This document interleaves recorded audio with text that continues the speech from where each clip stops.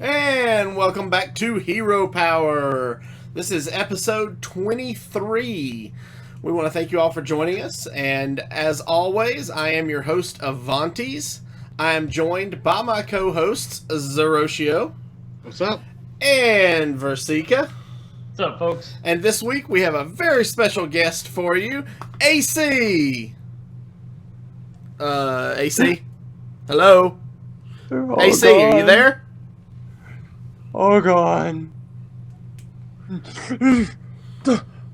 Okay. Sorry, I must have drifted off there. Annoyotron. Oh, little guy, we're gonna miss your annoyance. You're the best at it.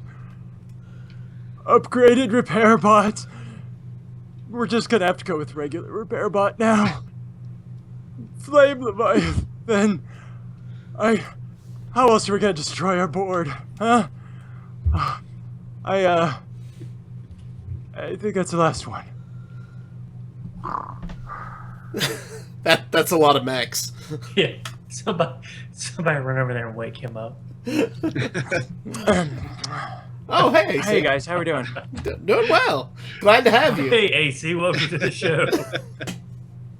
That took a long time. Yeah. There's a lot of mechs. Have you been repeating mech names since last Wednesday? Repeating. Going through them, I guess. I think through. Right. Fast as I can. It's a long list. That's a long list. Didn't know what I was signing up for. Oh. Well, we are glad to have you guys. If you are unfamiliar, AC is the guy that has been doing all of our fabulous eulogies every week. We are super stoked to have had them, and They're awesome. glad to have him on the show.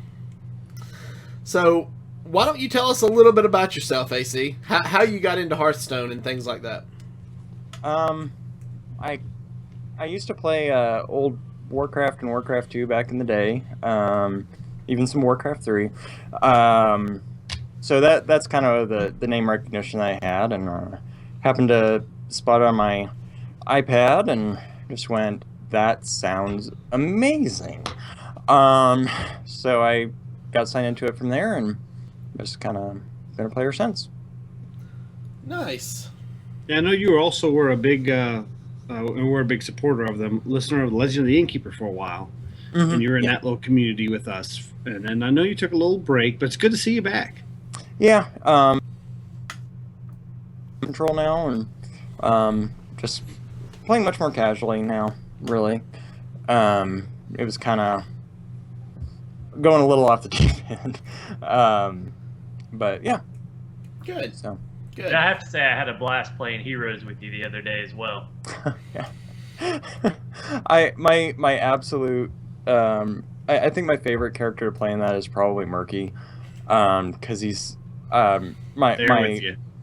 my war cry in there is fear the poot. Because it's great. They'll completely ignore it, and you like run through there and you hit slime and it just goes and like suddenly you taken out Diablo. Murky's one of my favorite characters to play. I'm there with you. And that All right. Like, need to go out and someone else is playing Murky. It's always fun to listen to what they have to say when Murky talks to him. So, Yeah. Yeah. yeah. All right. So, Yeah. this episode of Hero Power is brought to you by our partner, Viforce Gaming. Rasika, why don't you tell us a little bit about it?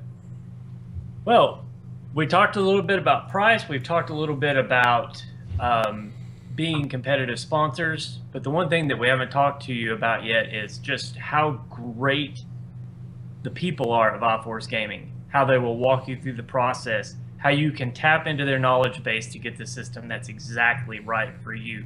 And that's really what sets them apart. When it all comes down to it, it's about the people that you're dealing with. And we'll talk more about that as we get later on in the show. So after the show's over, go to our website, heropowerhs.com.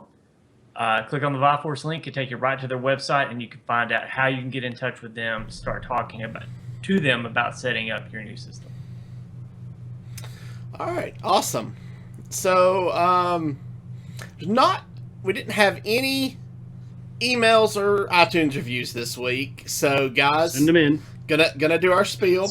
We love to hear from you, so we love to interact with you. So please, if you have any questions about our show, or you have any questions about Hearthstone, or maybe the deck that we're gonna play this evening, shoot us an email. We'll address it next week on the show. If you like the show, if you don't like the show, if you don't like Zeroshio's Bears hat, leave us an iTunes review and let us know about it, and we'll talk to you about it. So, all right. You knew I was going there, right? Yeah. Should All be right. Jayhawk. Just saying. So, not a lot of news this week, but there is a potential leaked release date for Whispers of the Old Gods. Zeroshio? You know an intern lost his job over there. Oh, yeah, probably. Zeroshio, why don't you tell us what we've heard? Well, this was reported by someone on Reddit, and later that day, and actually a few days after, this week, it's been confirmed by multiple people. If you do not own Naxxramas, the adventure mode, if you attempt to purchase Naxxramas, it will give you an alert letting you know that these cards will only be available to play in the WoW format as of April 26th.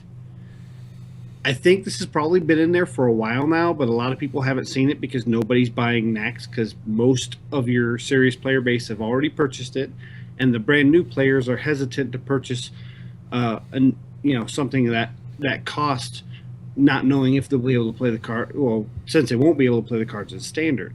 But somebody finally noticed that it actually gave a date of April 26th. Last I've heard, it was still confirmed as of yesterday. So, is this a leak? Is this just something they put in there, hard code, as part of their EULA agreement? I don't know. But it looks like that may be because they have said that with the release of the new standard WoW formats will be the release of the set. And April 26th does land on a Tuesday. And just putting this out there, since this has been exposed, Blizzard has since gone in and fixed it to where it now says that if you purchase this set, these cards will no longer be playable sometime end of April, 1st of May. Toothpaste in the tube, Blizzard. Yeah. So they have adjusted it. I know as of yesterday, somebody on Reddit said they confirmed it again. Yeah. So I think I saw the tweet come out late last night or early this morning. I don't remember. Where. And Ben Brode and Wu stayed away from it. Yes. So, yeah. It's kind of one of those things where they didn't really come out and confirm or deny, and usually that's a confirmation. So, keeping my tinfoil hat on, I'm going to go ahead and say that you can probably expect it to drop on the 26th. And that will make for a great dream hack. It will make for a very interesting dream hack, and you're going to see why these players are professionals and what separates them from someone who just ladders constantly and plays in that meta. The ability to adapt and create. And that's an interesting point. DreamHack isn't going to be privy of when this new set comes out or doesn't come out. Do you think that they will go ahead and just do a wild format tournament for this? Do you think there'll be any exceptions made with Blizzard for BlizzCon points since the dates kind of sprung up on them? Or do you think they'll expect their players to go ahead and make a standard deck at that point? I know DreamHack isn't an invitation, it's an open tournament. There are some considered non-pros. I know Willie Dills from the Angry Chicken, he's entering that tournament. He's not considered a professional player. Do you think that's something they'll make an exception for? AC, what do you think? You lost me. I I was actually just thinking that Versika really makes that tinfoil hat look well. Thanks. It's like a fedora. Yeah, see, that's what I was going for. Exactly. Good. Honestly, I think the fairest thing to do would be to go ahead and keep this in wild format and maybe not even make the new set playable. In the past, they've gone down that road, but how fun would it be to just throw this wrench into, the prep for it, and just, I mean, when you think about entertainment from a fan standpoint, to just see the mayhem this would cause would just be spectacular. Oh, but yeah, I don't think I it's going to agree. happen. I know. I was doing the Aware the Opponent tournament, and it was right about the time that TGT was coming out, and I was just praying it would come out that Tuesday before, so I can kind of show my prowess of making innovative, off the hook. Expect. It didn't happen that way, but I'm with you. It would be great to see the deck builders and the people that have actually been paying attention to the card releases. Yes. Now, that's another point, card releases. If we're looking at the 26th, that's what, 3 weeks out? Roughly, yeah. So at the rate they're releasing these cards, I don't think they'll have 134 cards released by then, unless they're dropping like a dozen at a time the last few days. Now, they have done that before. I don't recall seeing anywhere where they said that they were going to release all of them. They did make that announcement on they did an interview on a couple podcasts, and they also did on Twitter. They said that all cards will be released before the release of the expansion. That's pretty standard procedure for Blizzard. Yeah, it is. I'm good with whatever, but in my dream of dreams, it would drop like 72 hours before the tournament, and it's like, go. Well, here's the new set, go. So I'm looking at the DreamHack website as we speak, and I'm looking at the rules for DreamHack Austin. It's dreamhackaustin.com/Hearthstone, and they're talking about the main event, Open Swiss, top 16 moving on, last hero standing, best of 5. It doesn't actually say anything about the deck, format. Yeah, and see, why would it? Because up to now, there is no difference between standard or wild, and they probably aren't expecting the expansion to be released at the time of DreamHack. Well, they don't know any more than we do. That's true. So, to go ahead and put a format in at this point would be like showing your hand. That would mean that they know something that we don't know, and that it's going to come out before DreamHack. It's smoke and mirrors. It's just typical smoke and mirrors. And actually, Matt at Arms in the chat room brought up a really good point. For TGT, they dropped 50 cards all at once. Mm-hmm. So, I mean, it's not beyond the realm of possibility to think that this could drop on the 26th. But at this point, it's how much stock do you put into that? Was it a mistake? Is it a intentional misdirection? I wouldn't put that past Blizzard either to, stir up talk about it. And it's not like the cards haven't stirred up enough talk as it is. But I mean, this is the mind games. It's the mind games that we go through every time something new releases from Blizzard.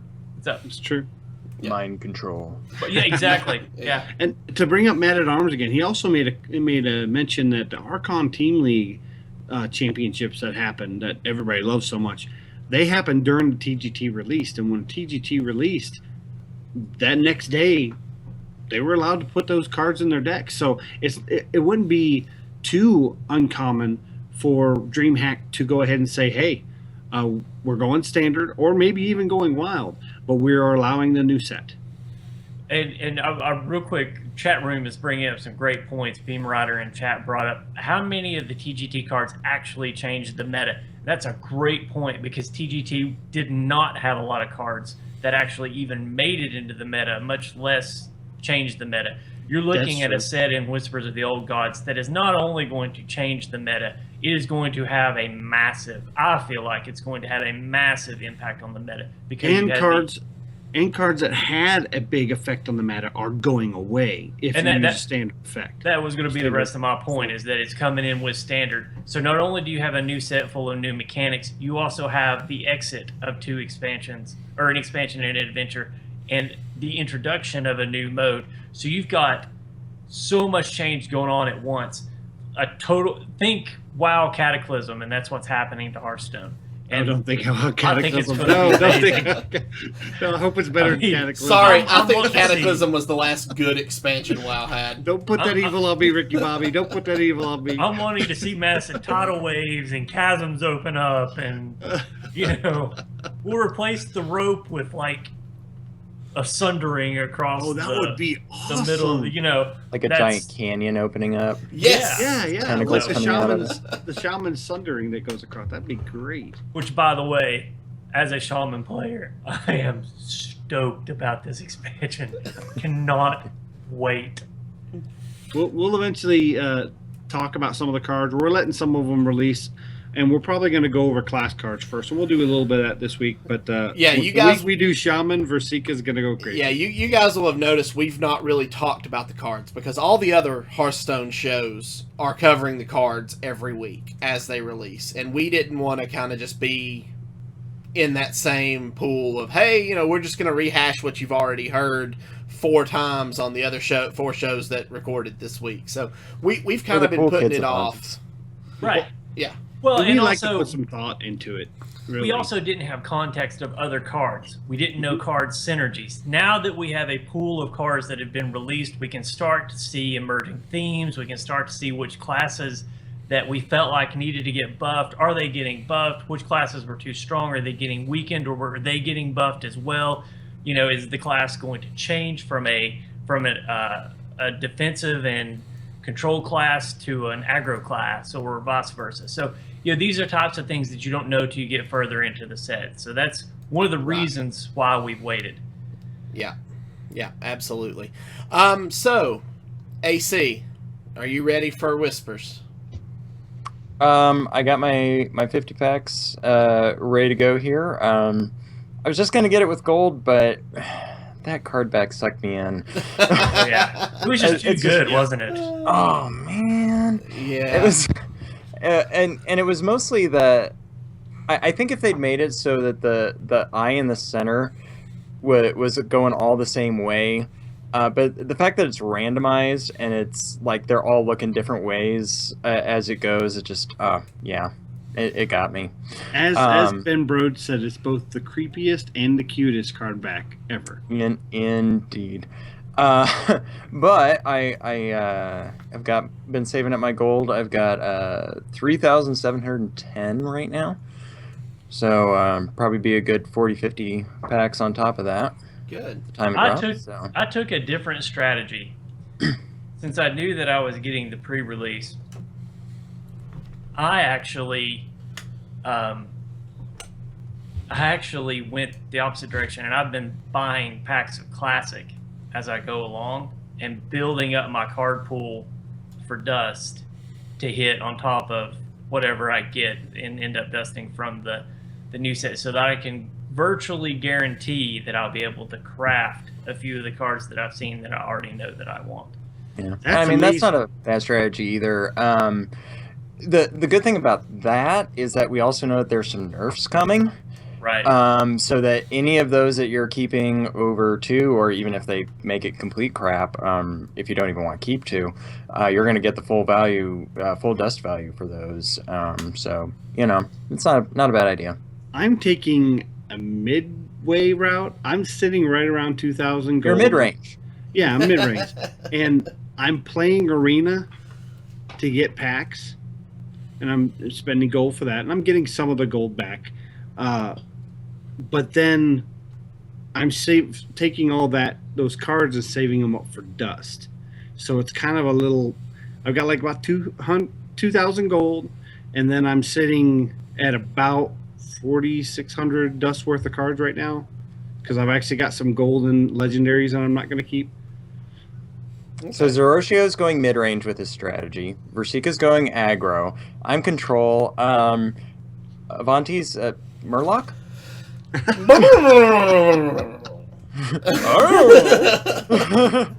No, I'm actually kind of going about the same route you are, AC. I've already bought my 50, and I've got 4,030 gold saved up. And so I actually asked our friends over in the LOTI group this week, what should I do? Should I open 40 more packs on top of the 50 that I've already got? Or should I open 30 packs and save 1,000 gold for arena runs? Saving some for arena runs isn't a bad idea either. I mean, that it is your most efficient way to get cards, but if you already have a lot of stuff from the previous sets, it's not going to benefit you as much because it's randomized if you which pack you get. So Yeah, now, Yeah, but it will help you with dust. Who was it? Was it Versika that just opened a really good GVG pack? It was me. Oh, was it Well, you? He may have also, but I opened one that had Two epics, two epics and a golden common. Okay. And it was GVG, because I had somebody say, "Why did you open a GVG pack?" But that's what I got out of Arena. I actually got a GVG pack out of Arena, and I think I'm just going to sit on it. Just Yeah. kind of leave it there for nostalgia's sake. There you go. There you go. All right. I do have a golden. What's the one that gives you the gives your opponent the 10 damage mine? The Juggernaut? Oh, yeah. Iron Juggernaut. Yeah. Iron Juggernaut. I have a golden Iron Juggernaut I don't expect to play. That is 1,600 dust, just waiting for the first Old Gods legend that I want. Which, by the way, if you have not watched episode 22, you need to go watch episode 22. Watch the play portion. Our last match last week was epic. And it Epic. involved an Iron Juggernaut. So Yeah. Yes, it did. definitely check it out. So, speaking of last week, let's real quickly, starting with AC. You're gonna talk about Tavern Brawl at all? Well, yeah, we'll get to Tavern Brawl, but starting real quick, what have you done in Hearthstone this week? Have you gotten to play much? Played some.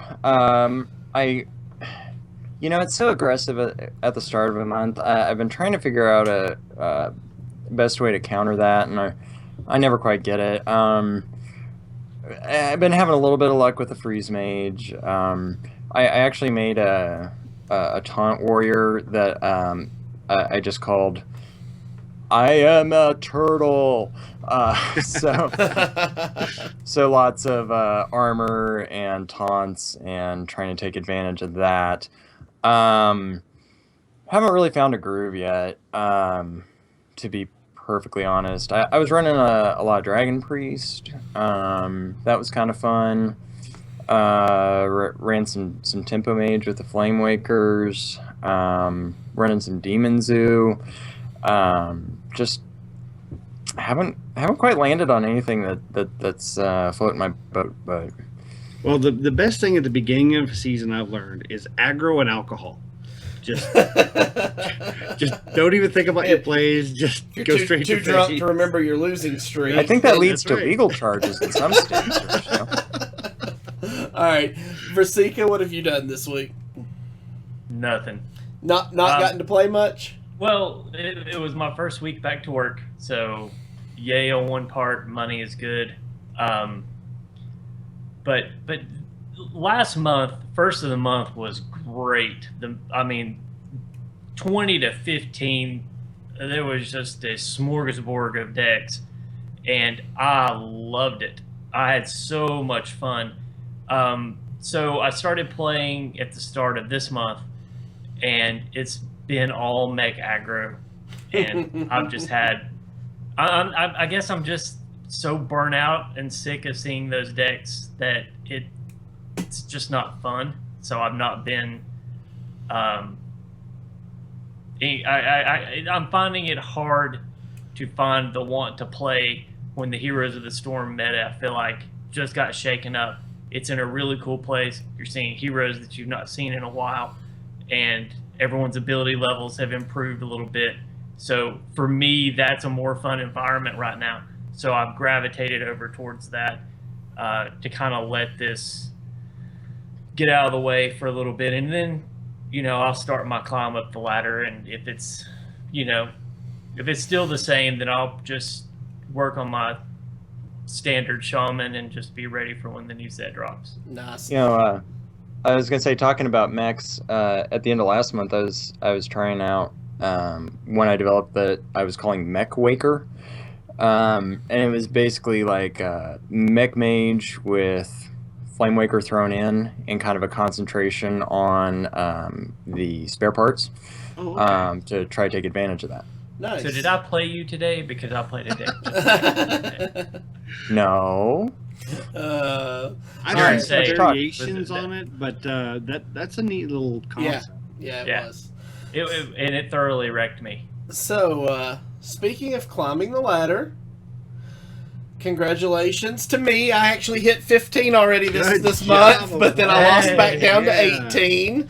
So it's been a little rough. Oh, were you expecting something, some kind of intro there, Zero? Oh, wait. No. Oh, that's right.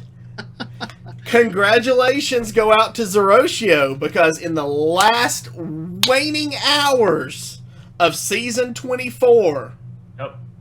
Zeroshio hit legend. I And did he it. immediately passed out from like adrenaline drop. Yeah. After his dance in his living room. It was which like legend bump.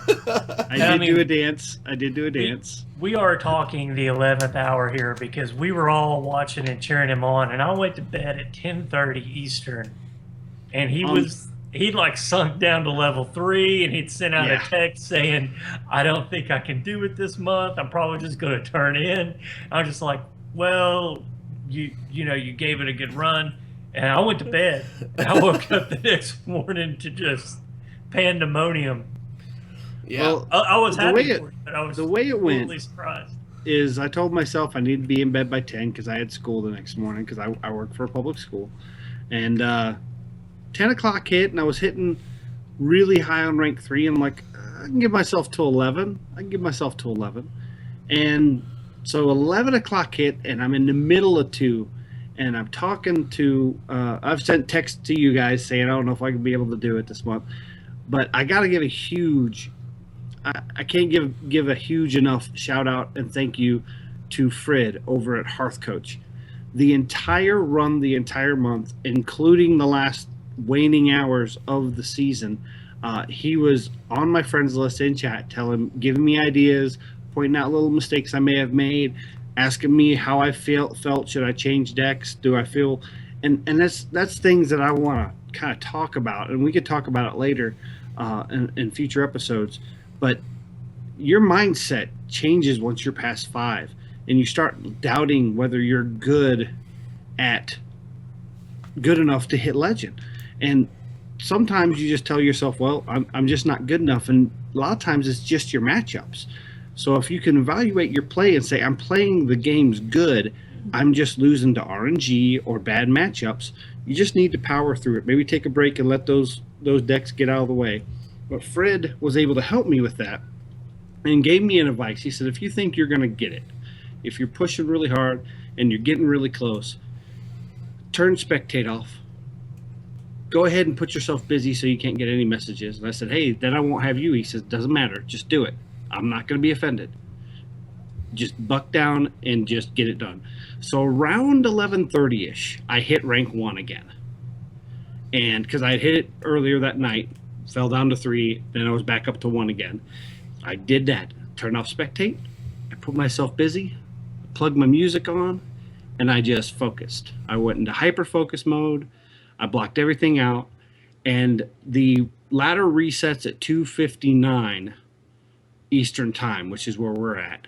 At 12:37 is when I took my screenshot that I hit legend. I played going up to it. I think we talked about it last week. I played Tice, and I did lose to him. In the last waning matches, I played against Fibonacci. I played against Tides of Time. I played against a lot of higher, like rank 542 and between 500 and 1,000 rank legends. And finally at 12:37, I finally hit legend. And it is one of the toughest things in gaming that I have ever done. I haven't done hardly any Hearthstone in the last 6 days just because I just need a break. Probably won't make a push this month, but yeah, I did it, and I'm happy, relieved. Well, and not to toot my own horn here, but I wrote a blog post about how that meta changes as you go through, and that meta changes at 5, and you no longer have win streaks, and it becomes so much more important to evaluate what is going wrong. Is it my matchups? Am I misplaying? Do I need to change the way I run the deck? Do I need to change out cards in the deck? Do I need to tech this in? Do I need to tech this out? Or do I just need to change to a completely different style of deck? Maybe change a class over to something. And those are all decisions that you have to make, and you have to be able to look at what's going on, reason it out, and understand what's happening to you. And sometimes it means getting up and walking away and really thinking about what's happened. Sometimes it means pushing through. Luckily for you, at 10:30 you pushed through. Like I said, at 10:30 you were rank 3. So to have hit legend by 12:30, and earlier that day I fell fell win streak. That's fast. And earlier that day I did fall all the way to 5 and no stars. So it was rough. Now I will say this. I stuck to, for those that were curious, I ran aggro Paladin for the majority of my climb. And the last day, I did switch back, thinking that may have been my matchups. I did some mid-range Druid. I did some of that Chinese Zoo 2.0 that's been featured on Hearth Coach's website. And then I went back to the aggro Paladin because it seemed to be the most consistent. Now, once I got into that 1 rank again, I was seeing a lot of other players playing aggro because this is the wee hours of the night, last couple hours of the season. People are going to run aggro, so I teched out one of my. I took out one of my Blessing of Kings, and I replaced it with a second Consecration, and that's when I just started winning, because I had 2 Consecrations to battle the aggro shamans and the zoos and the other aggro paladins that were on the ladder. And that 1 card change is what changed the dynamic of my win streaks. You recognize the win condition. Mm-hmm. Yeah. And you believed in yourself. That's the big thing. Because let me tell you, I was just looking back through the text messages I got, and it's hard. It's really hard, especially you on yourself. The things you expect. So and I'm going to share this, because I want everybody to know. Zerotio said, made it to rank 1 last night, but fell back to 3. Working tonight, so limited time on the ladder. Looks unlikely I'll make legend this month. I tried so hard. And I mean, you just have to believe in yourself. You're going to get support from family and friends. Zerotio's wife's birthday fell at the end of last month, and she supported him enough that she let him play on her birthday to try to make that push. Versika and I were we're messaging at him. You can do it. You can do it. We believe in you. Fred was with him on the ladder watching him. So you're going to have that support, but most importantly, you have to believe that you can do it. You have to believe in yourself. And to kind of bring that point up, and she probably wouldn't want me admitting this, but one of my biggest supporters, obviously Fred's helped me a lot, and I can't thank him enough. My biggest supporter is my wife. Her birthday just happens to be March 31st, and she was happy with waiting to celebrate her birthday a day and letting me push on the ladder at night because she knew how much it meant to me. And it's important for my personal goals, but also, we do a podcast that shows people how to play decks on the ladder. It's important to me to show my credentials that as one of the hosts here, I can give a realistic depiction of that rank 5 to legend climb. I know what it looks like. I know what it takes. And having that knowledge will help our listeners, and that's really my biggest goal for doing this, is to help our listeners be able to get those gaps. I think we have a great dynamic for our show where all of our listener, all of our hosts have different experiences throughout the ladder. Go ahead, And AC. I'm glad I could do that. I was gonna say, there's marketing opportunity here.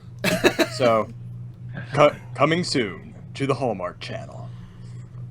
From zero to legend. Oh. In a world Oh. where a public school teacher barely has any time to play Hearthstone. One player believed in himself, took it to the next level, and at the 11th hour, managed to make it to legend. That's It hilarious. took sacrifice. It took ignoring his wife almost entirely.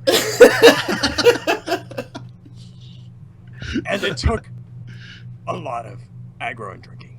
A lot of aggro and alcohol. I'd I'd DVR that. Speaking of yellow, I was actually going to bring that up. Go ahead, Versika. Go ahead. I was going to say, number one, you made zero blush, which doesn't happen very often. No, but that's great. number two, Yellow Dart in the chat room, Yellow Dart 3 asked if you knew how many games it took you to get there. I roughly do, and I think I had a conversation with somebody on my friends list. I remember taking a screenshot just to see where our goals were at the very beginning of March for comparisons with Kevin Hovdestad on the Well Met group on Facebook.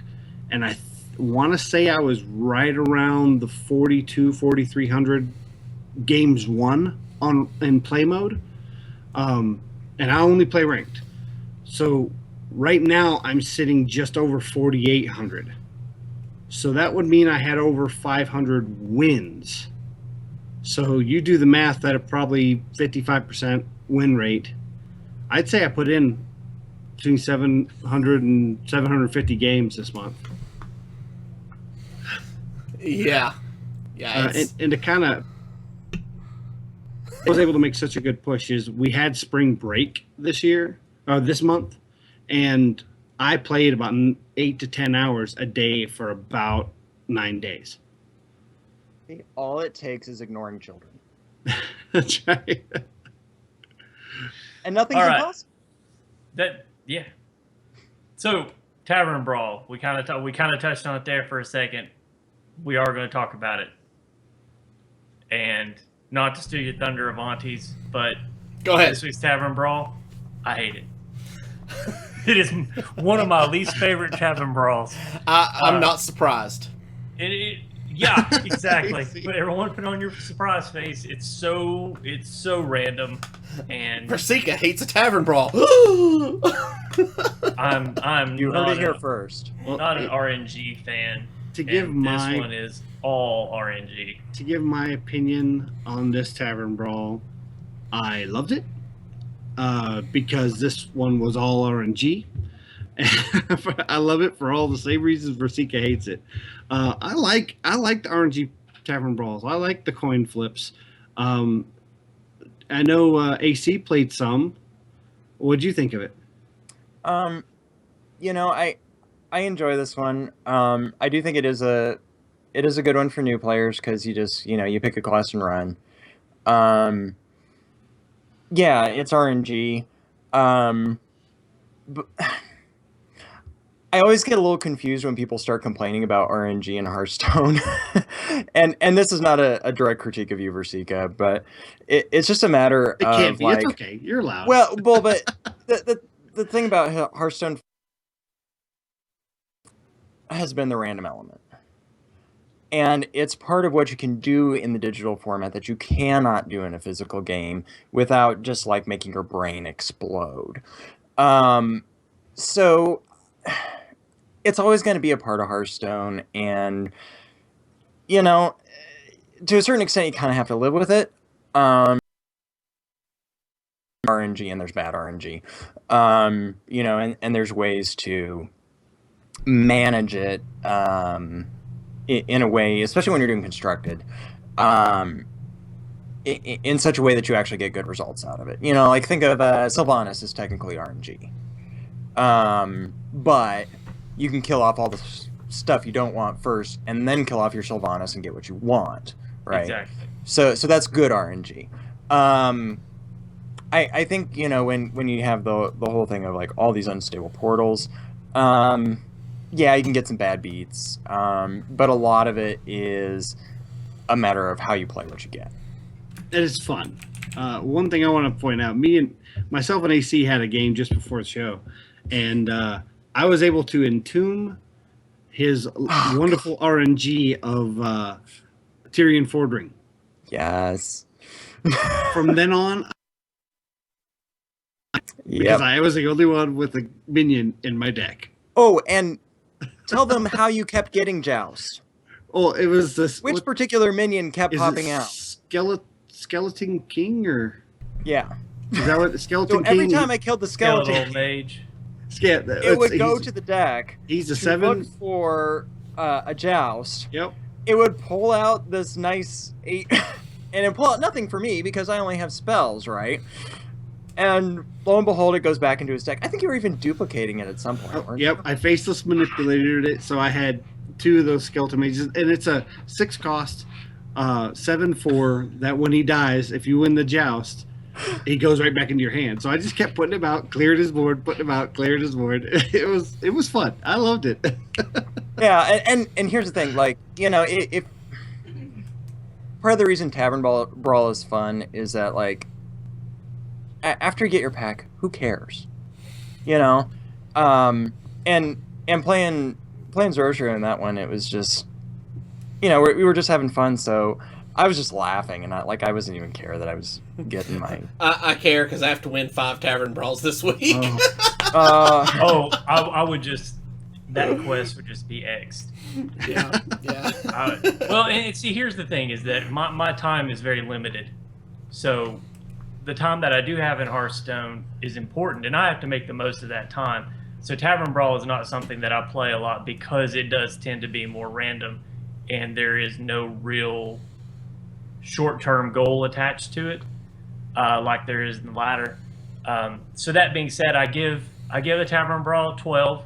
Now, before I was determined that I would play it until I got my pack each week, and then that dang mecha whatever thing came in, and I ended up spending 30-some games getting it. And at that point, I decided to limit myself to 12.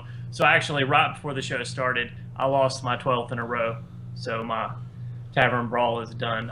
This will be the first week I don't get a Tavern Brawl pack. Nice. I've only played one this week, so still got a few to go. I lost the one I played, so I still got a few to go.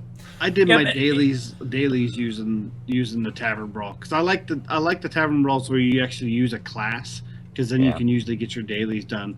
And with the random ones are tough, but it's pretty much 50-50. 50% of the time you're usually going to get the good RNG. 50% of the time your opponent's going to get the good RNG. It doesn't. Whether Versika agrees with that math or not. It doesn't.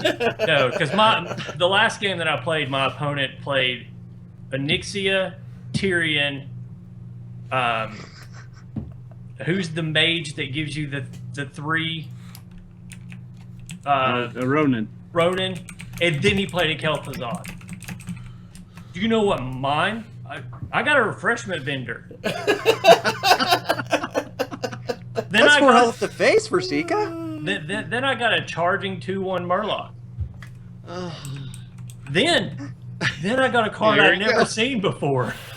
It was a 5/4 that had an Inspire of when you use your hero power, a 1/1 or a 2/2 Squire goes to your hand. Yeah. I was like, I've never even seen this card. The recruiter, yeah. I was just like, okay, whatever. So, and then Nullifier. I got a Nullifier. I think Team 5 was has... stolen. It was stolen by his... No, don't... This guy's a mage, right? So stolen by what? Wait. He pops down a Cabal Shadow Priest and steals my Nullifier. I'm like, it's the only decent card I drew. I think T5 has a special little category of RNG just for Versika. It's Versika RNG. Well, for years we thought Blizzard was out to get Versika. So, I'm not surprised. Versika, you need to look at your cards closer, because at the front of that it says, if you are Versika, add a random terrible card to your hand. They cost too much. Well, and that's the thing, is that the cards by themselves aren't terrible, and I understand that that's the nature of this Tavern Brawl, and I understand that for some people that's very fun, but for me, because there's only X amount of games that I get to play per week, at some point, that one card pack, how many games has that cost me on ladder, or how many games has that cost me towards completing my dailies? That's the type of thing that, for me, casual isn't just about whether you're in it to have fun or whether you're in it just to win. Casual can also mean you don't have the time to invest in it to become a professional. True. So and that's where I fit into that casual mark. It's not that I don't want to be good. It's that I don't have the time to invest to make it to legend. I don't have the time to pack and then come back and play another 20 or 30 ladder. So that's where it comes with me. And I don't want people to think that I bash Tavern Brawls because I don't like them. It's very enjoyable for a lot of people. It's just the nature of some of these Tavern Brawls just don't really fit with how I like to play the game. Yeah. So, all right. And to be fair, Versik, if you had talked to me a couple weeks ago and it was the KT versus Rafam Tavern Brawl, I would have been singing your song. I did not enjoy that one. But anyway. Yeah. So this week, we are talking Paladin, and as you guys know who have been tuning into us the last few weeks, we've been touching on the deck recipes. So, knowing we were bringing our friend AC on this week, we talked to him, and he wanted to take a closer look at Dragons of Justice.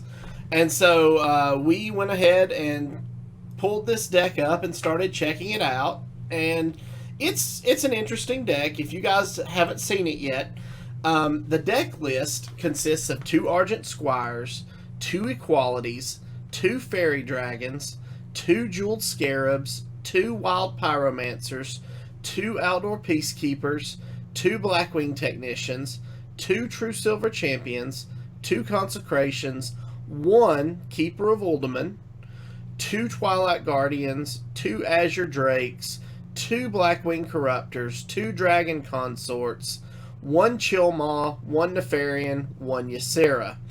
So, really, it's all about board control until you get to that mid to late game and can start dropping, the big threats in the form of the dragons.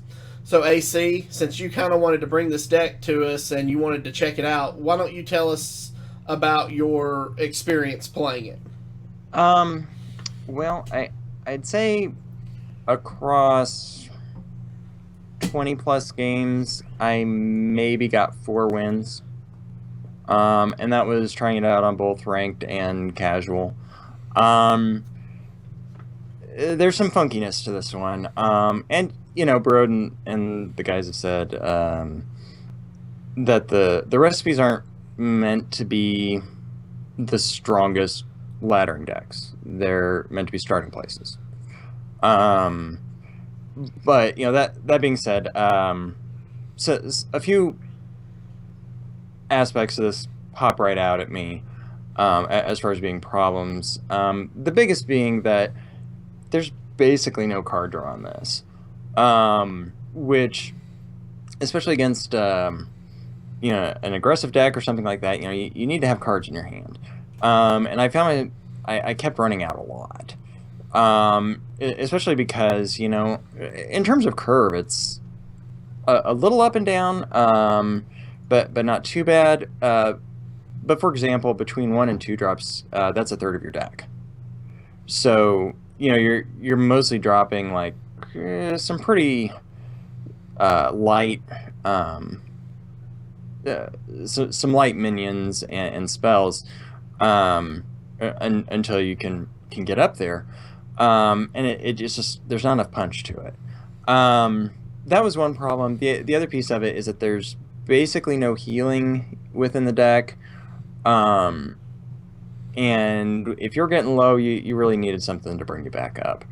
The last part that felt awkward here was there was some either bad or just really awkward timing on like when to actually play the dragons or which ones to keep for Mulligan. I don't know whether it actually has too many dragons or too few, or just the wrong dragons. I don't think Fairy Dragon fits particularly well in this deck because it's sitting there as an early drop, but if you're trying to activate your dragon synergy, you're not doing your 2-drop because you want to activate it, right? And it ends up just being really awkward because you're holding on to things and you're just going, do I still have this Fairy Dragon? I really want to play it, but how else am I going to activate everything because I haven't drawn any of the others that I have? Or else on the other end, you end up mulliganing and it draws in a Ysera, and if you're lucky, you can, proc the synergy off of that, but you just then are stuck with your Ysera for most of the game. And especially if you're going against an aggressive deck, you're just dead before then. So yeah, anyway. Okay. I wanna bring up a question in chat.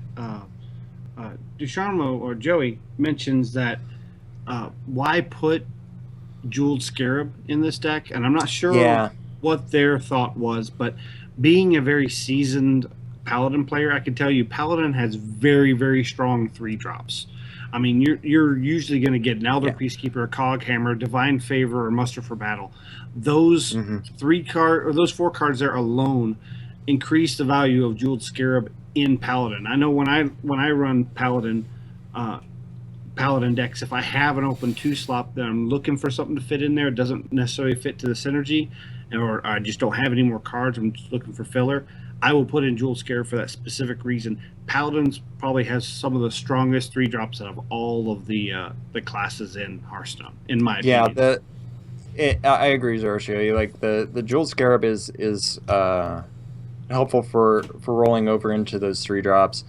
The one that really that I just can't figure out why on earth you would put it in there is really the Wild Pyromancers. It's almost anti-synergy for this deck because you're popping out all these 1/1s, and even if you do run one of your spells, like you pop out your Consecration or your Equality, it's a complete board clear, right? If you run Wild Pyromancer with Equality, like everything's gone, and you really don't want that when you have out your Nefarian and your Ysera, unless you're really desperate. So it just some awkward synergies. Not. I would almost say it is a panic button. Having Wild Pyro Equality is a panic button, and it's in there because like they were saying in chat, this is definitely, it's got a lot of mid range in it. It is definitely heavy in the mid to late game, and that Wild Pyro Equality, that is to stop the Face Hunter, that's to stop the aggro Shaman and the aggro Paladin and the Secret Paladins, those that are going for that turn 4 and 5 kill. Once you get past turn 6, Wild Pyromancer and Equality, both of those cards basically become dead draws unless you just fall way behind on the board. Yeah, and I was getting a lot of dead draws. And I personally would like to see cutting maybe 1 Wild Pyromancer or 1 Equality, or even if you're really set on those, having 2 of those, cutting 1 of your Consecrations. Having 2 Equality, 2 Wild Pyromancer, and 2 Consecration, that's a little, to me, it's a little waterlogged for the deck. Again, my style of Paladin's a little bit more towards the mid-range to control-y in most cases. I know I've been really getting into aggro lately, which is new to me. But I mainly go towards mid-range control-y, and even for me, that's just too much. Well, Beam Rider in chat brings up a good point. Says Bran might not be a bad card in this deck. Bran is synergistic with 13 of the cards in the deck, so that's a little over a third of the deck would work with him as far as battle cries go. So that might be something to think about. So AC, you've obviously played this deck a lot, and you kind of made some what you felt were changes that needed to be made. So I've just pulled up your deck list. Why don't you kind of walk us through it? Sure. Okay, so a lot of the changes I was making in here, yeah, I just took the Wild Pyromancers out entirely. Was not working well with this. I also took out all of the Fairy Dragons. I felt we were a little light on the 1-drops. So I did put in an Abusive Sergeant to go in along in that slot with the Argent Squire, just to give a little bit of reach, give a short boost to try to get through there. Did put in an Ironbeak Owl because we were really like in those true drop slots, we still needed something there for the Fairy Dragons, but because those weren't working in there, the Ironbeak Owl is just yield hoot is good for getting through some of those taunts. I also in the 2 slot put in 2 Sun Fury Protectors. It's fine as a 2-drop on its own. 2/3 for 2 isn't bad. But when it really shines, it's not a dead drop if you get it toward the end of the game. When you have out a Ysera and your Dragon Consort, you drop this in between them, suddenly they have to deal with the taunts as well. In terms of helping out with card draw, 2 cards in, 1 at the 3 slot, 1 at the 5 slot to help take care of that. Divine Favor to help if you're really getting outdrawn, it's a quick catch up. Solemn Vigil, if you're doing a lot of trading, will, even if you do one trade where they both die, that's 2 cards for 3, which is perfectly fine and helps you to get some of your cards. I did put in a Blessing of Kings that helped out with a little bit of reach, it's technically a 4/4 for 4, and you have to have something on the board. The nice thing about it is that it almost has an implied charge as a part of it, because you can throw that onto something and immediately attack with it if you already have it on the board.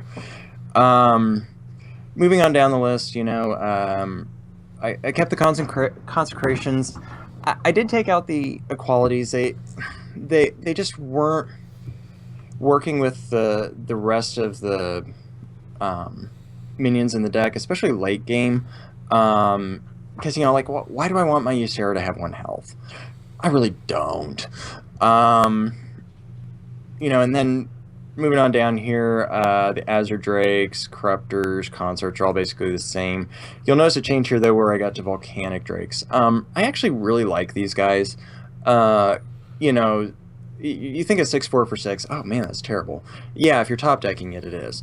But hopefully, you're going to have a few things on board. If you do a little bit of trading, even if you can just do 1 trade, then you have a 6/4 for 4, which is great, right? And most of the time when I'm dropping these down, I'm getting them down for anywhere between 0 and 3, which a 6/4 for 1 is amazing. Chilmaw is just a good way to kind of slow them down. I've kept that in there. I did put in a Lay on Hands to have a little bit of health recovery and also a little bit of card draw. And honestly, in the times that I played my fixes, it never really came through. So I don't know whether that's a good fix or not, to be perfectly honest, but I feel like it could help out. And then, of course, we put in Tyrion because it's a Paladin deck. And, Ysera on the end is just good for helping to, especially if you get in a fatigue of replenishing your hand. Gotcha. Yeah, this is a pretty good list. I like it.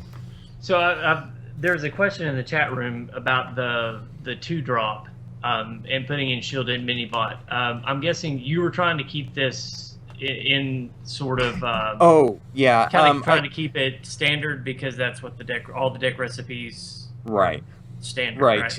And that's why I don't have a shielded mini-bot in there, which clearly would do even better than the Sun Fury Protector. I was trying to keep in the spirit of what they were doing with the recipes of having cards that were all going to be standard legal and could stay in that. And once you take out the shielded mini bot, you've lost a lot of options. Right. You're kind of back to Yeah, you look at that. You think about what was taken out of the 2 slot that could help this deck. You're taking out a Noyatron. You're taking out Shielded Minibot. You're taking out Mad Scientist. Even though you're not running secrets, it's still a 2/2 for 2 that you can fool people into thinking that they need to remove right away. Right. So it's pretty much a 2/2 might draw with taunt. silence. Right. So I guess at this point, though, if you don't, because you're not going to play the Sun Fury Protector on turn 2, and likely you're not going to play the Iron Beak Owl, turn 2 is probably going to be a dude pass, right? Yeah. I actually think that if you have the Sun Fury Protector in your hand on turn 2, I'm fine with dropping it. Because, a 2/3 for 2 doesn't feel like that bad. Yeah. It's not going to trade with everything, but those are decent stats. Yeah, I definitely like the Jeweled Scarab play better now. Like Joey in chat room said, that makes a lot more sense because that spot is now weak, and Paladin does have the strong 3-drops. Yep. It's easier to take a chance that you're going to draw something that has a little bit more effect on the board state after turn 2. And you'll see a lot of are actually gone in mine. And you'll see a lot of mid-range and control-y paladins, and more than other classes, thin out the 2-drops. And a lot of reason is because Paladin has one of the few hero powers that actually affects board presence. Shamans have the totems, which affects it to a point. Everybody else is mainly just a support or some form of damage or possibly removal, where your Silverhand recruits actually put a 1/1 body that can affect what your opponent is going to do. They may feel they need to remove that for the fear of Blessing of Might or Blessing of Kings or something, or Cog Hammer, something that puts a Divine Shield on it that could clear something. Those dudes get really annoying, especially as the game goes on. And a lot of more mid-range and control decks have trouble getting board presence those first 3 turns. Just a 1/1 on the board, that helps. Yeah. All right, so we're running short on time. Do you guys want to go over these cards? We only got a couple of them real quick, or do you want to save them for next show? We got about 2 minutes, really, before we need to start playing. I'd like to flash pan them if we could. Yeah, we can flash pan them real quick. So the first one that we're going to talk about is Scaled Nightmare. 6 mana, 2/8. At the start of your turn, double this minion's attack. Love it. Neutral dragon. Yeah. Go ahead, AC. And I was going to say, I think this is going to be a real strong card and could probably be a staple in any, basically any dragon deck, but especially I think it would help lead to a resurgence of Dragon Paladin. Yep. You put a Blessing of Kings on this. You've got a 6/12, which keeps it under BGH for a turn, and then at the start of your next turn, you have 12 damage that can deal out. 12, yeah. This thing is going to bring back Rogue. Yeah, I think so too. Oh yeah, I could go with Rogue. I definitely like and Nerf Cold-blooded. Master of Disguise. Cold-blooded and.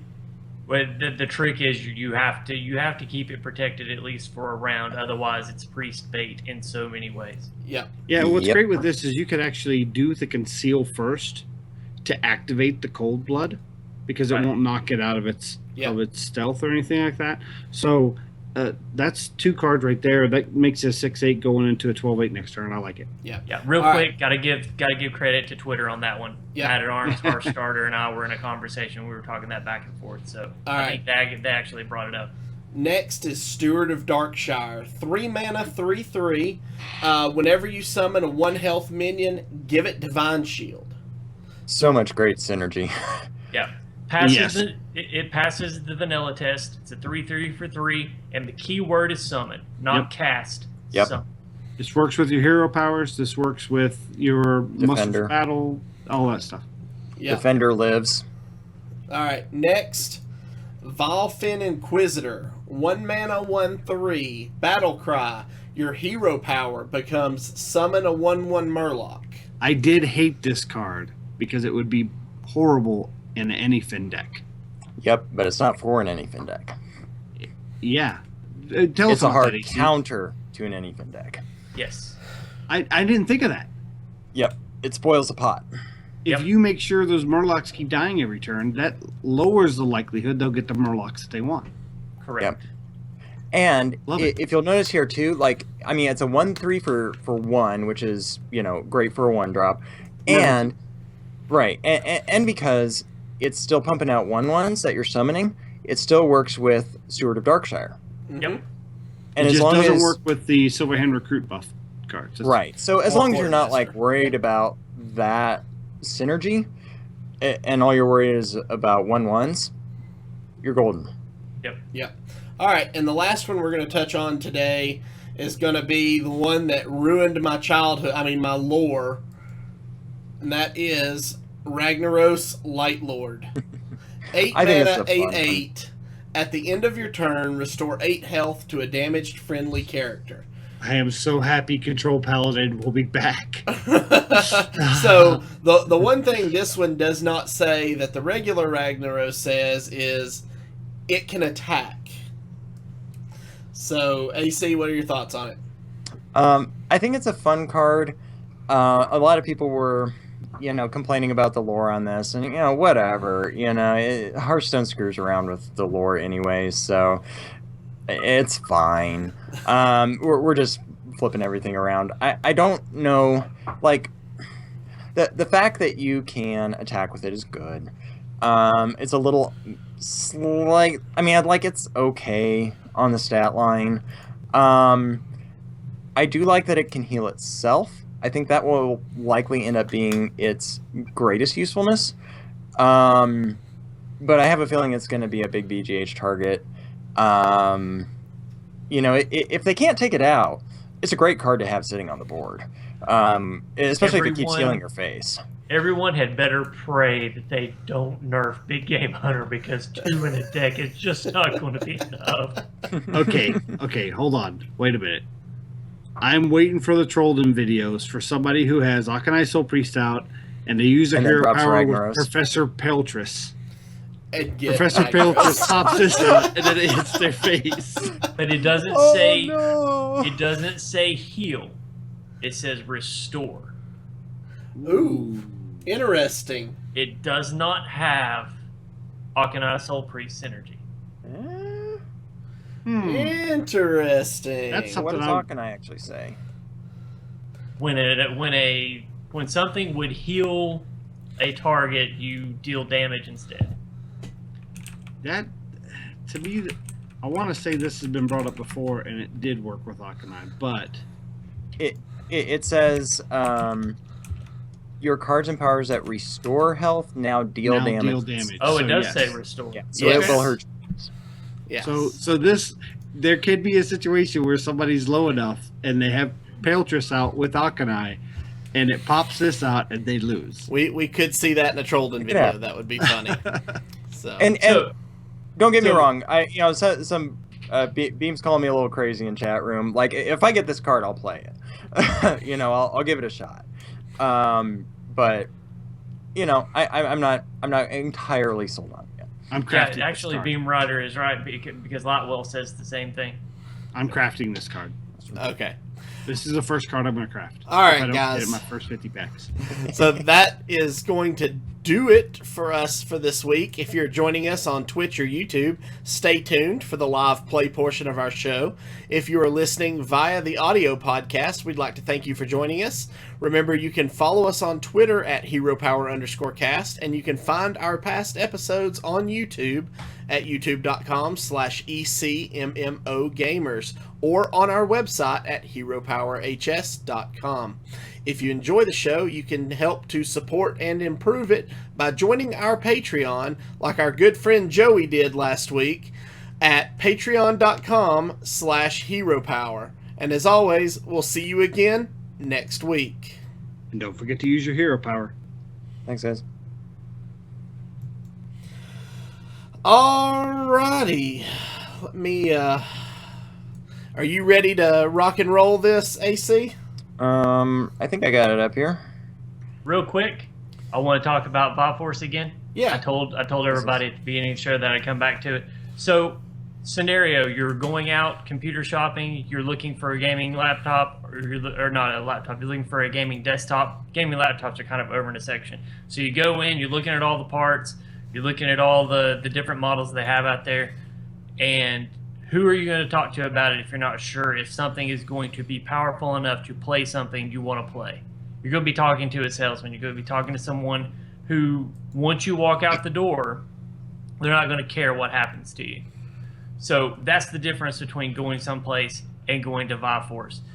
When you decide to purchase through Viforce, they're going to walk you through the process. They're going to find out what you want to play, how you want to play it, and they're going to walk you down they're going to walk you through all the options. They're going to go down the list. They're going to see what you need and how you need it. And that's really key, especially because us tech guys, we do tend to think we know more than we actually do. These guys are in it all day long.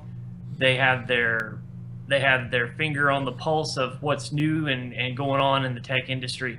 So they'll be able to put you in a machine that fits your needs.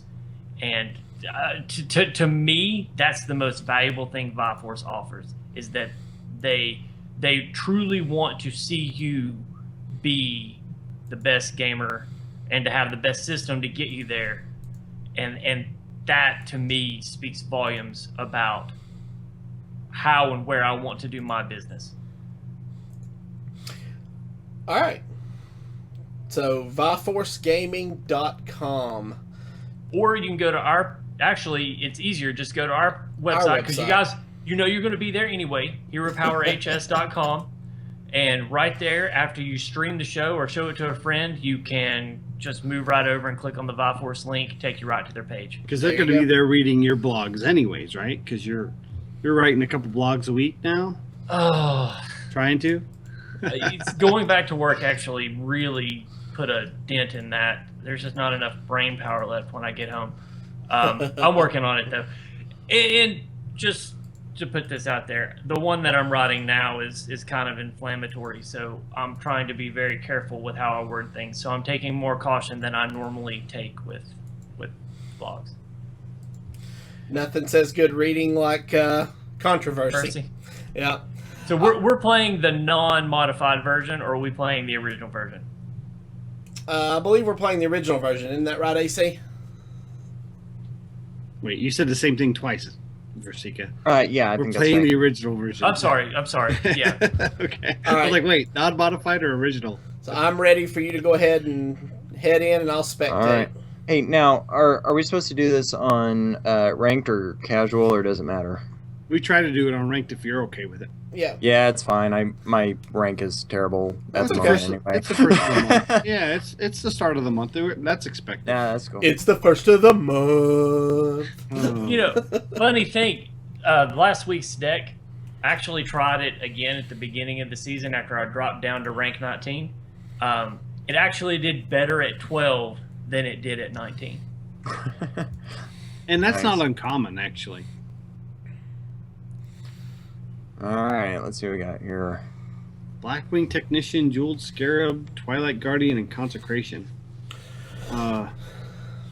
Ooh. You know I'd what? be tempted just to throw the Consecration back. That's what I'm thinking. I would probably Really? just throw back Consecration and keep. Yeah, I those. guess we got a 2, 3, 4. Yep.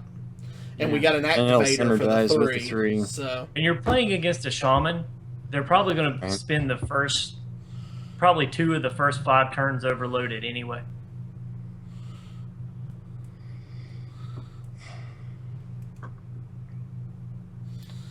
Think coin here? Absolutely. Yeah, I mean, going to you're scare going to him. have to take out the Libernum next turn. If he did nothing turn 1, I'd say let's just pass. But I'm going Warhorse Trainer here, guys. yeah, it goes well with your hero power over Magma Rager and the Gargoyle. Yeah. All right. Stone Skin Gargoyle is really...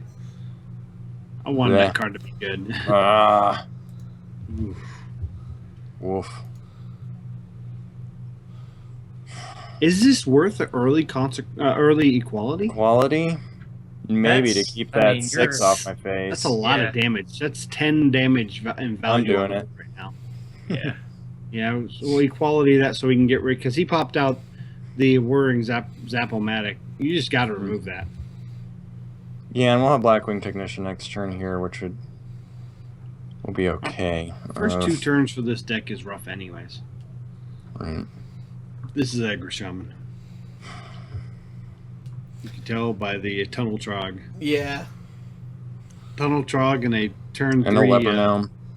Yeah, turn 3 crackle to the face. Yeah, definitely. We've had a couple of really good draws, so we now have an activator for that 4-mana Guardian next turn. We do. We have Nefarian and Ysera in our hand. Yeah. Okay, now, is to prevent the snowball here with the Trog, maybe worth dropping the True Silver and just taking it out? Well, the Twilight Guardian is going to be a 3/6 taunt. That's going to challenge the Trog. Yeah. Right. He's only got 1 card in hand. And they usually just run 1 Earth Shock. Yeah. All right. Let's do it. Make him go through it. And that two points of healing may be more important in the next couple turns. That's a good point, too. Because he's going to be pushing the spell damage. Wow, he'll trade. That's actually really good.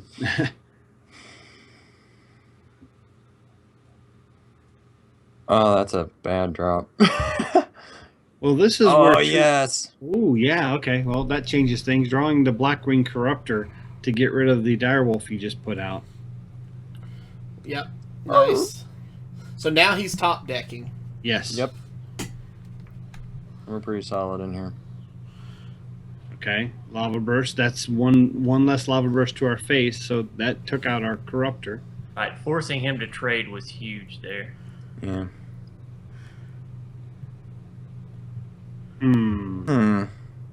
This is an awkward turn. What do you think about dropping the True Silver, killing the taunt, and then dropping the that would give me a +2 Squire? health.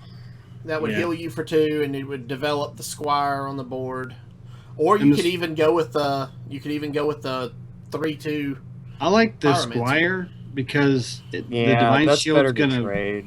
Yeah, the Divine Shield's a better trade, plus he'll have to use the South Sea Deckhand and a spell to get rid of it instead of just a spell. Oh. Okay, well there you go, guys. All you have to do with this deck is play a True Silver Champion on turn 6, and you win. You saw it here first.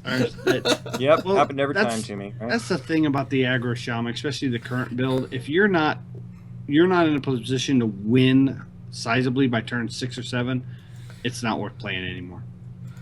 And, that's one of the reasons Ancestral Knowledge is in there is to keep that steady flow of cards back in your hand. And he obviously didn't draw one, so.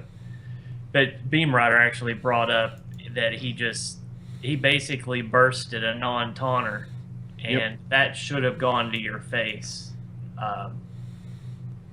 Okay, I think I'm going to toss back the Pyromancer here. I mean, I know it's a true drop, but I just... We're against Warlocks, so Imp Gang Boss, we need that True Silver Champion for that Imp Gang Boss. Yeah, he's either going to be playing Zoo or he's going to be playing Reno. You're not going to see a hand lock this low on the ladder. So, All right, while so maybe Pyro... keep the Pyro and the Champion? It's not a bad curve, because I mean, I keep it I all. would keep. I would keep actually keep it all. Yeah. All It right. sounds bad to keep it all, but you really need to keep the Dragon Activator, which is the Dragon Consort. Yeah. I just really hate Blackwing Technician. It's a good 3/5 body though, and it's hard to deal with on turn 3 with. Yeah. See, do we pass here and then Absolutely. coin I into would the pass here. pass here and then Pass. coin into the 3-drop next turn? That's another 3 No, drop. your coin Alright. is your only spell, and right now that's an activator. Well, that's true. He's, his first turn was a zombie chow, which we're ultimately going to end up taking out with the True Silver, and it's going to restore all the health that we. So we just hero power here then? I would dude pass. Possibly, yeah. Save that coin for the Dude, Wild pass. Pyromancer? Yeah, there's no other spells in his hand.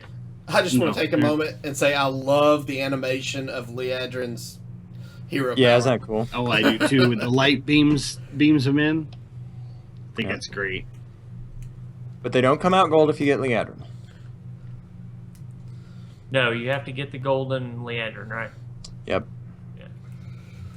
Yeah. All right. Technician? I think I so. would. Yeah. Yeah.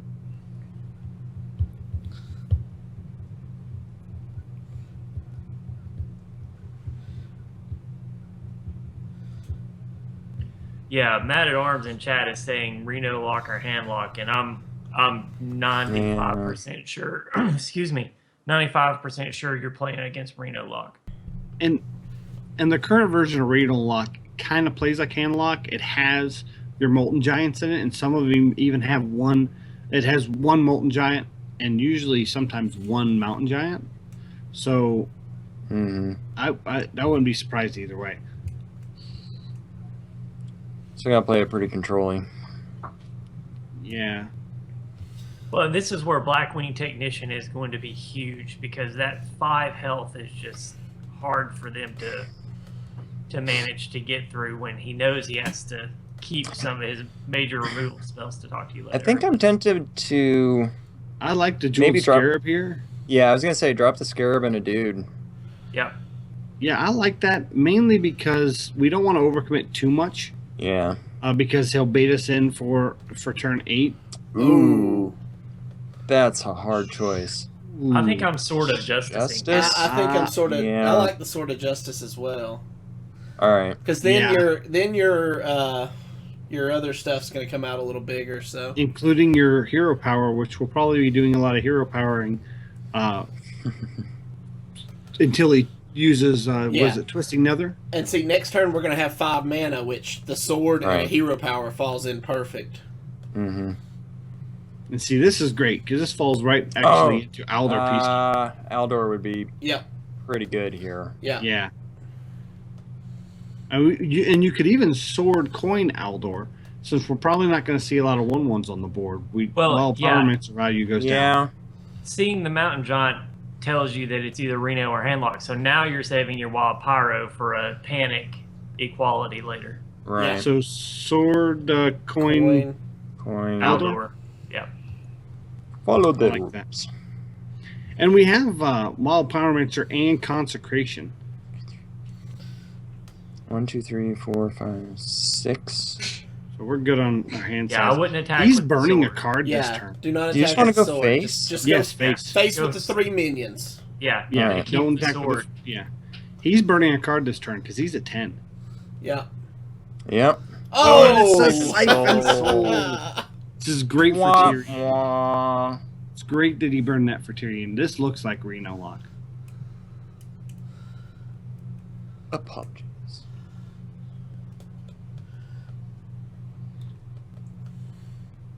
Let's think here. Technician would be a good play here. I'm really certain he has Twisting Nether because why would he play so conservative on the board unless he was just trying to get the Mountain Giant out? So do we consecrate here and then hit the giant with the 4/4 and the 3/3 to clear it? And then we could almost Let's see clear. here. If we wild I'm almost Pyro, taunting. yeah, we could just taunt wall. Well, so here's the thing. He's Reno. We have to encourage him to play his Reno early. Right. Yeah, The longer we allow him to wait, the better chance he has of winning. So I say at this point, either play Consecrate. Hey. Okay, what if I did some sacrifices Yes. here? Did the Pyromancer and a Consecration. that's 3 damage. We could clear the board that way. Right, but use your 1/1s first. Right. Yeah, use a 1/1 on the 3/4, then your 3/1 on the 2/6, then Wild Pyromancer Consecrate, and then the 4/4 can go to face. Yep. Oh, you're just gonna let the other little dude just die and Well, there's nothing. I mean, it wouldn't make no point to sacrifice him. I mean, you have the same result either way. Yeah. it's We just could more have done fun it. to sack Good him. clear. Good clear. Very good, clear. And that what's great is about the Sword of Justice is it buffed up the Wild Pyromancer, so Yeah. a Get some more charges Mortal off. Coil doesn't get rid of him. Yep. Right, and lethal is on the board, so he either has to Hellfire or Reno this or turn taunt or, or something. taunt. Yeah. to Yeah, to and then we're stay dropping. I expect Guardian. the Molten Giant Reno. There's the Oh, Reno. There's the Right. Reno. And see, we're in a good spot because we're threatening, 8 points right on the board? Yep.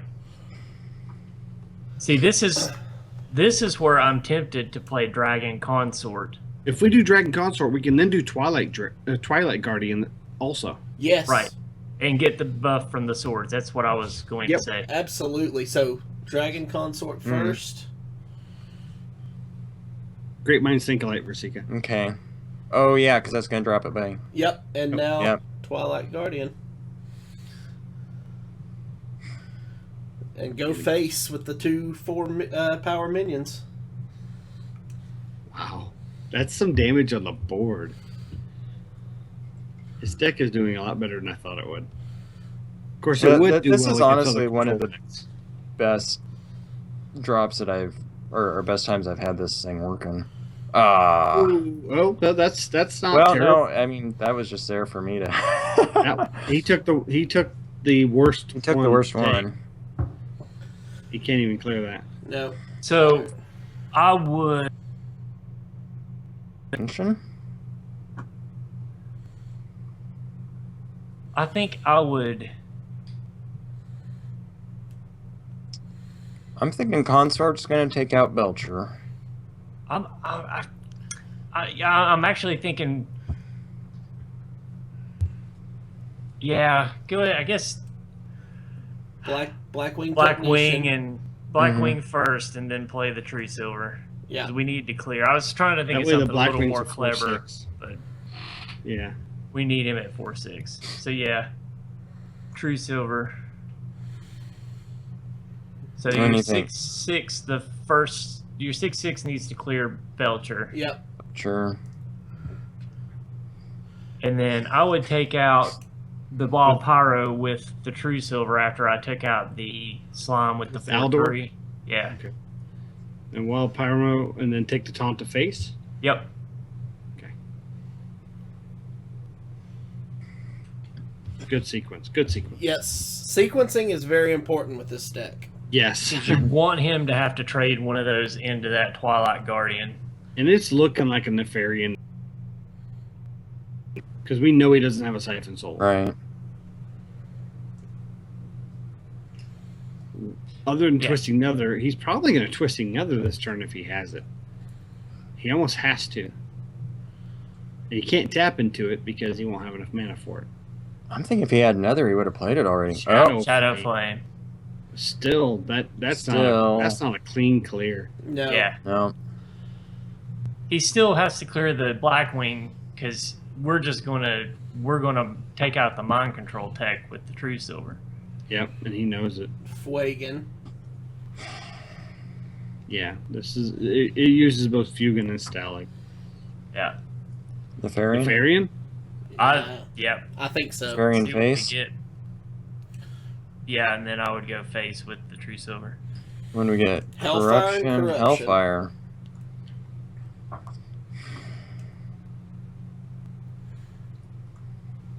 Yeah, and we went face with the True Silver because we have a second one in our hand. Right. So we have lethal unless he can get rid of Nefarian Yes. with the True Silver and the And Hellfire. Hellfire. True Silver. Or Fairy, True Silver and Consecration. Big game Yeah, hunter. There's BGH.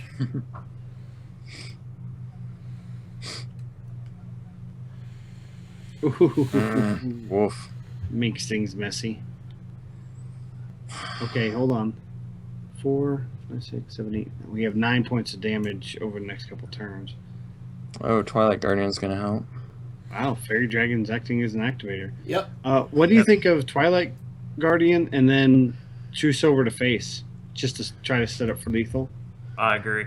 And Yes. then, And Cool. not even make a dude. Yep. I would Yeah. too. I was thinking using Corruption on something, but I don't think it won't be worth it. Or wait before you oh. dude. Yeah. Unless but you Go ahead already and did Twilight. Fairy Dragon? I'd go ahead and Fairy Dragon, encourage Yeah, him to Fairy trade.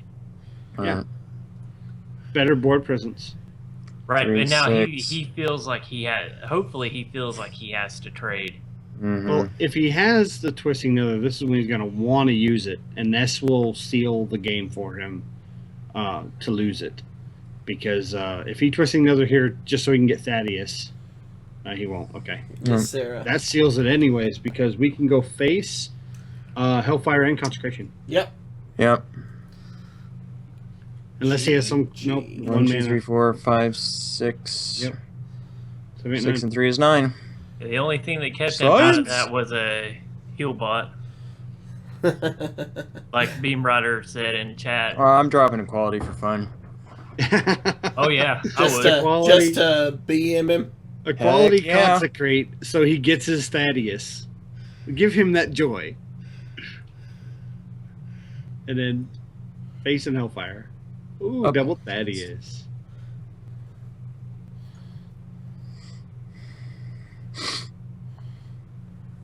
Wow, that was a good win. Yes. Oh. It's not often you can say you won with 2 Thaddeus on board. Thaddeus? That's Yeah. That guy. Thaddeus? Is that what it is? Yeah. I am that All right, guy. so that's 2-0 now. Let's play one more. Y'all are making a liar out of me with this deck. See, you only had to come on hero power to play the games. That's what it is. The good decks go 0-3 on our show, and the bad decks go 3-0 on our show. No, that's not always true. Yeah, so Salathiel brings up a good point for those of you that didn't know, if both of the gens are on the board, you get 2 Thaddeus. You get 1 for each one because the death rattle effect. If you clear gets to them go at the on. exact same I think- time. Yes. Okay, I think I'm holding on to the champion and the scarab. In this situation, I think that's not Yeah. a bad idea. You don't Well, have a what are we going dragon against? card that needs to be activated by a dragon. Correct. Right. And we got a shaman. Too late. Sorry. Oh, there we go. I think that's Versika's point. And we Hey, draw there we it. go. And a dragon. I was going to say, there's enough dragons in here. The chances of drawing a dragon are pretty good. Yeah. On or near the turn, you draw a card that needs to be activated. So.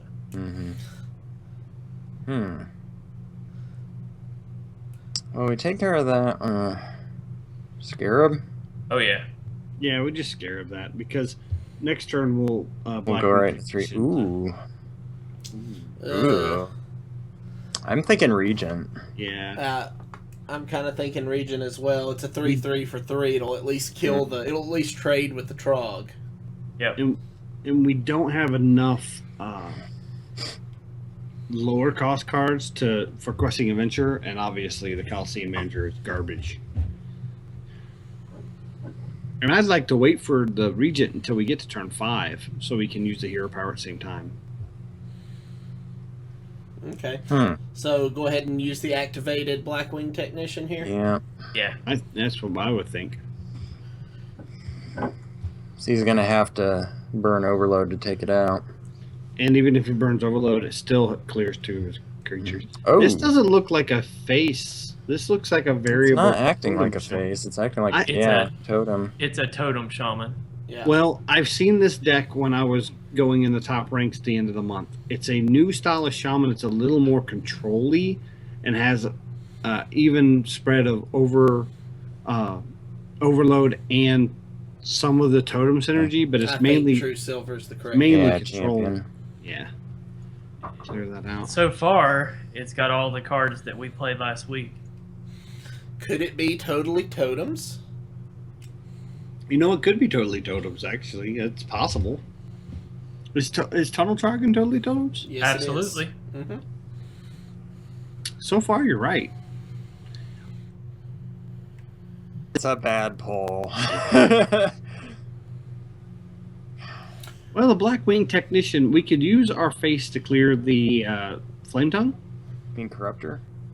No, use our face to kill the Flame Tongue so we don't take any damage. Oh. And then use the Corruptor to kill the Trog. Totem Golem. Or the Trog. Either one. Well, I was thinking the the Corruptor totem- won't kill the Totem Golem. Right. Isn't it 4 So damage? you 3 damage. you That's right, you're corrupt right, her. No, John. it's 3. You can corrupt her the totem and face clear the totem golem. Yes. Yeah, we could do it that way. It's really both the same amount of damage off the board. Well, and he's going to have to run both of his other minions into You're right. the corruptor to take him out. Unless he gets an All right, overload let's try on the that. top frog. Yeah. If he's running the Oh totems, no, you're right, because he doesn't get the buff from the flame tongue. You're right. Right. Right. I If totally he's didn't do that math. if he's running the totems deck, he's not really going to have much of an activator for the Trog. So this will be a good way to determine which shaman deck he's running. Yeah.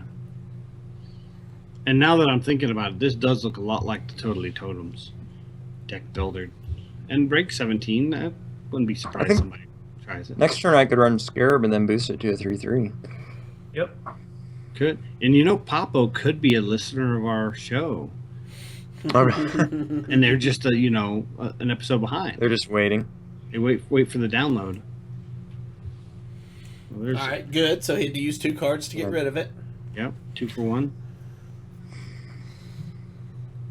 Ooh. I like the jeweled scarab into the keeper. That puts us a 3/3 and a Keeper. 3/4 and a 3 mana card in our hand. Okay.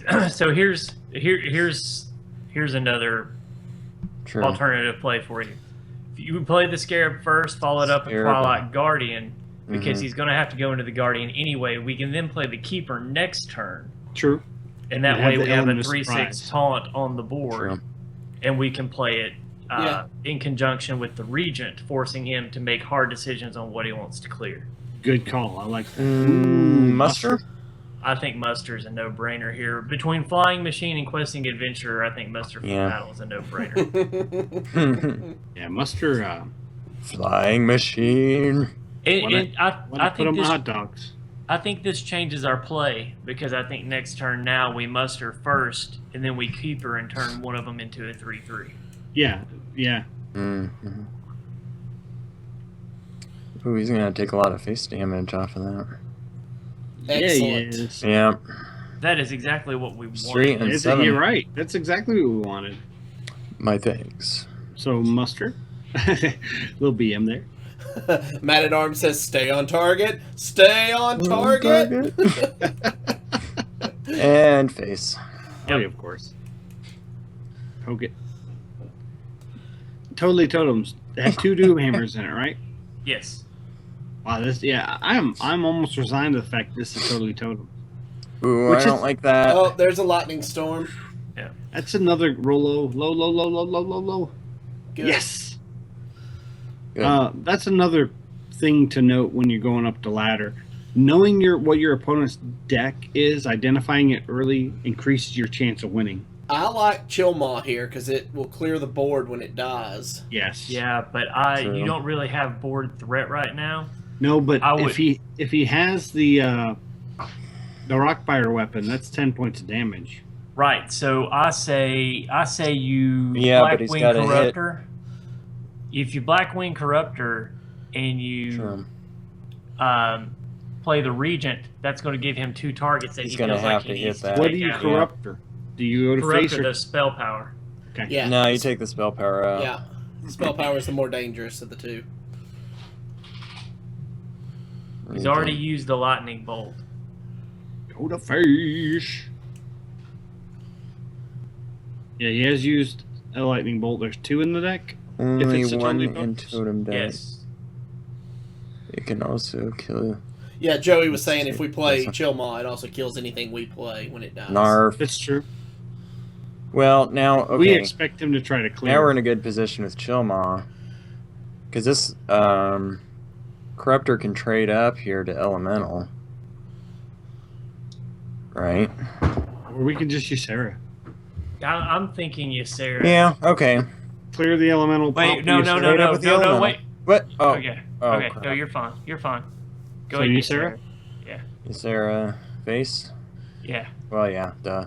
Yeah, because it's going to heal itself. Right. Because he does have 2 charges left, so if he's going to do his... If he's going to put Rockbiter on it, now is the turn to do it. Yeah. Dream, dream, Yeah. dream, dream. Totem. He's hoping for spell power again. Oh no. Oh, I'm sending that. This back is to totally you. totems. Oh, They had totem well, maybe. Just to silence it? Maybe I should take you, Sarah. There's back. the rock biter.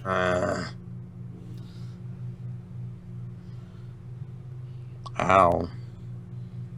But that's Wow. okay because if he is playing the stock totally totems, he's used his only silence. So I think here you. I don't think you dream Ysera right now. No, Yeah. I think you put Chill Maw on the board.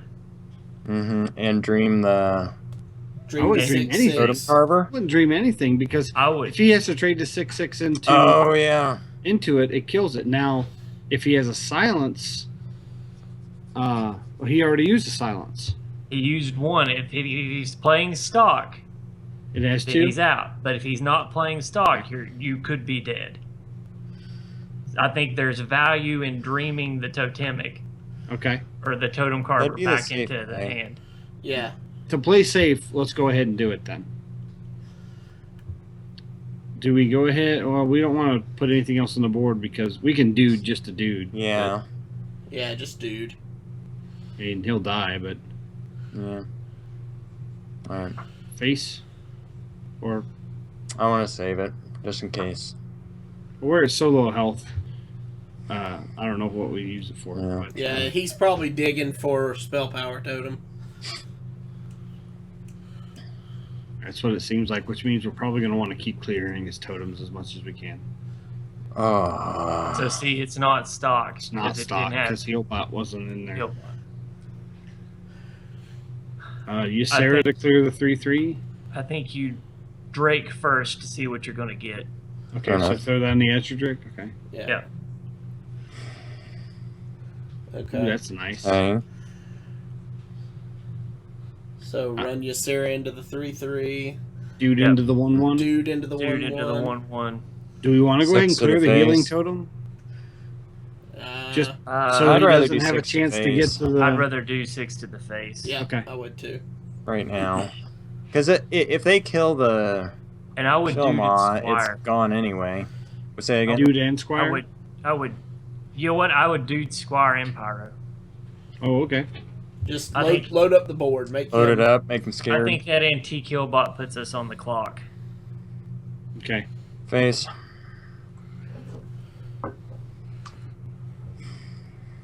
What do we got on board here now? 10, 14, Everything.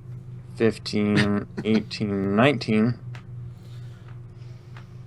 Yeah. Oh no!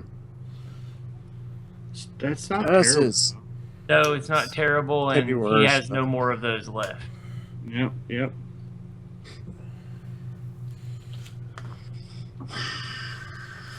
Okay. Nefarian and hope for Earth Shock. Yep.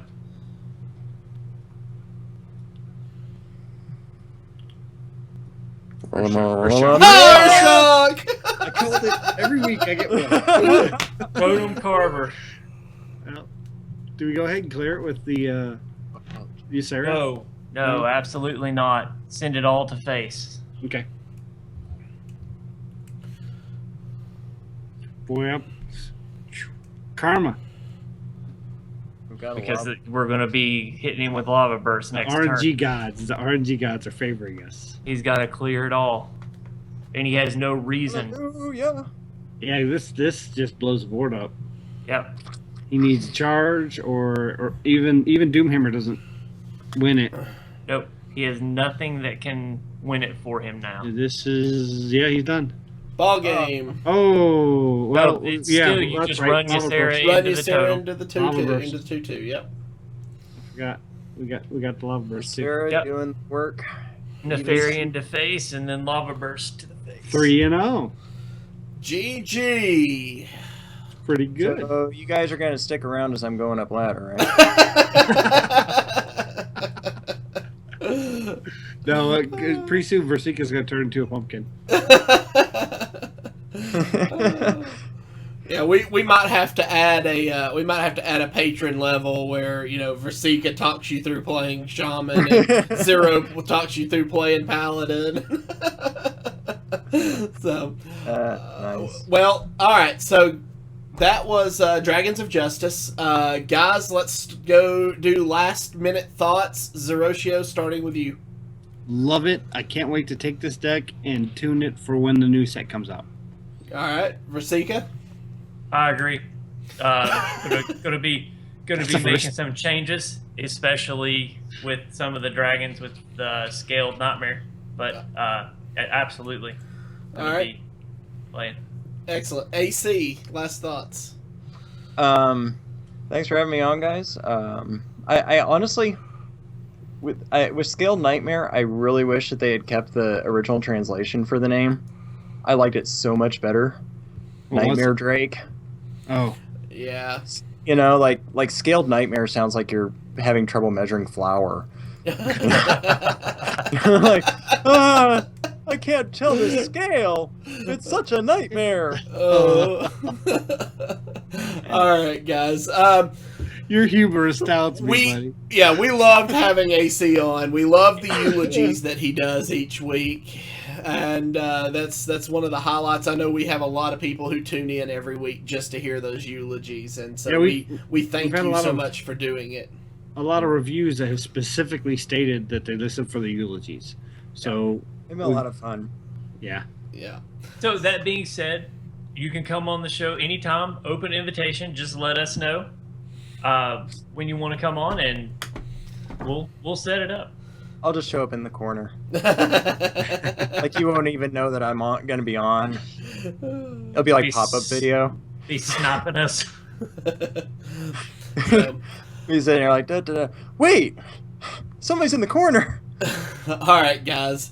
That's going to do it for this week. If you have any questions or comments about the show, please email us at heropowerpodcast@gmail.com. Do us a favor if you haven't done so already and hit that subscribe button below on YouTube. Or give us a follow on Twitch to be alerted as to when we go live.